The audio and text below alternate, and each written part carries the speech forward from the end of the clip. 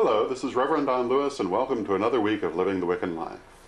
This week, we bring you another interview with Oberon Zell-Ravenheart and Morning Glory Zell-Ravenheart.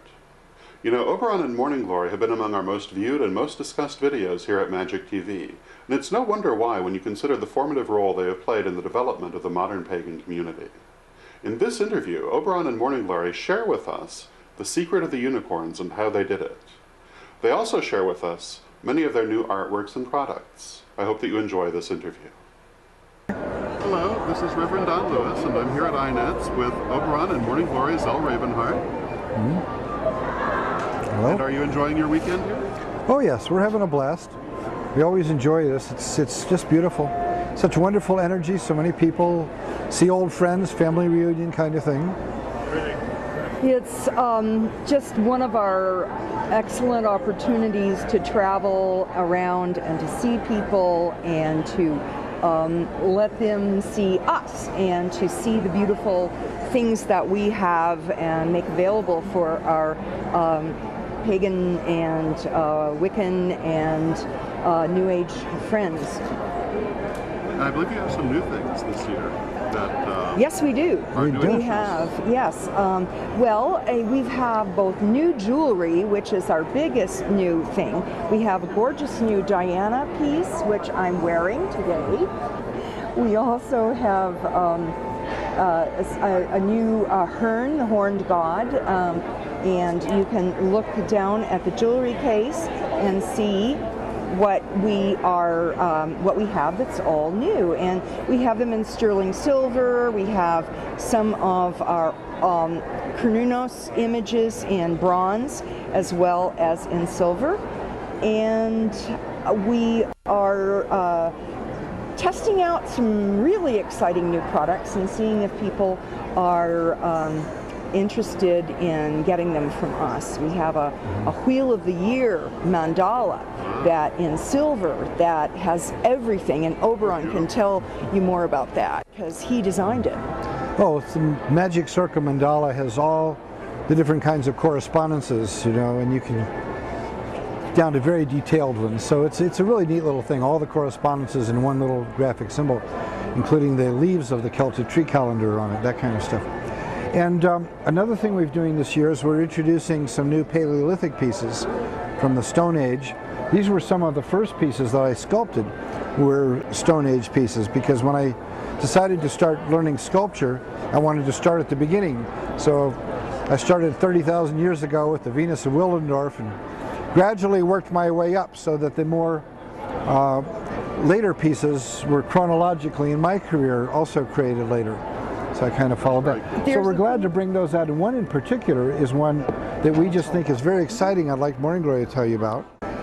So the piece that I'm the most excited about right now, being able to offer to people, is this Venus figure from Czechoslovakia, from Dolní Věstonice in Czechoslovakia. And this particular image of the ancient goddess of the Paleolithic people was sculpted by a woman who lived 27,000 years ago in a village that was made entirely out of mammoth bones. And the people were mammoth hunters, and she was their shaman. They know that it was her. She lived outside the village in a little hut up on the side of the hill. And in that hut, when the archaeologists excavated it, they found the very first kiln. And in that kiln was goddess images and images like this that were beads that the people wore as symbols of fertility. They looked like breasts and a neck, or testicles and a penis. So either way you slice it, as it were, they are images of the sacred male and sacred female, which is, of course, the oldest religion. They also found among her artifacts a portrait piece of her, and it shows her, and she's distinctive because she has a crooked face. She probably had something like Bell's palsy, or was born with a deformity. She was quite an old woman for the time. She was nearly in her 40s.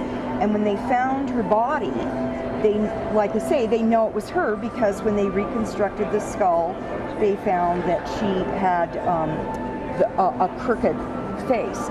So we call her Crooked Fox because she was buried in a very elaborate ceremonial burial under a mammoth scapula and holding the body of an Arctic fox in her hand, which was probably her totem animal. So Crooked Fox was a shaman, and she was our eldest ancestor, and she comes to us as the only unique, distinct individual to come and emerge from out of the mists of time that far in the past, from 27,000 BC. And we have her entire village because when she died and they buried her, they abandoned the village. And so the whole thing just simply got buried over by the snows and eventually became subsumed. And they never went back into her little hut to take out the last firing of her kiln. They left the firing intact, and that's like... The bone flutes that she had made are the earliest known instruments, the jewelry pieces, and that was it for the whole village. And in her kiln firing, they found little pieces of clay that she'd pinched off that preserved her fingerprints. Even. So we know it's just like, whoa, you know. We have her bones, we have her portrait, we know what she did for a living, and we even have her fingerprints. That's as an individual. Isn't that great? So it's just like, whoa, what a story. The one individual that comes to us out of the past is a shaman, is a witch. Yeah, and we think that is just wonderful. So we make the set available to people who would like to have it. And you can have this piece, and these two are made with piercings, and you can buy like an extra bead, and you could make your own Paleolithic necklace with the beads and the portrait of Crooked Fox, and then you can add like little snake rib bones or stones or amber or whatever else you want to make your own Paleolithic necklace. That's wonderful.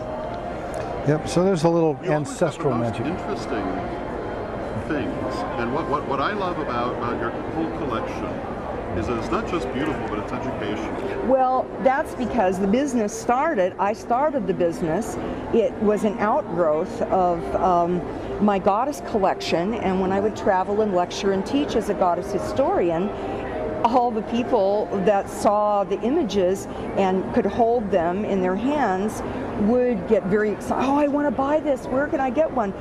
Well, I happen to have a genius of an artist for a husband, and he made a lot of the pieces that we couldn't find in any other way. And so when I got tired of working in a hospital laboratory, I thought, you know, what I really want to do is be able to travel and teach about the goddess. And a friend of ours helped us to begin making replicas, and so that's how the business started as replicas. Wonderful. If people would like to learn more about what you offer, where would they go? Well, our website, the Mythic Images website, is of course the place where all of this happens, and that's mythicimages.com. Very straightforward. www.mythicimages.com. And of course we're also writing books now too. That's a fairly recent thing, and I think you've got some of those images in your thing there. We do. The first book I wrote, The Grimoire for the Apprentice Wizard, came out 4 years ago and has just been enormously popular. It was translated a couple of years ago into Romanian because the Romani apparently have picked it up and they really like it a lot. So that was our first translation, not Spanish or French or anything else. And the second translation just came out this year, is in French. So, well, of course I look forward to many more of those, but the neat thing has been that people have come up to us from different traditions telling us that they're using the grimoire as a training manual for their group, their tradition, their coven, and that's very gratifying because what I was trying to accomplish with that was something very universal, and to do so we convened the Grey Council, a council of the elders and founders of the entire magical community who contributed something so that we would create a legacy, really, to pass on to the next generation. This is what you need to know when you're starting off on the magical path.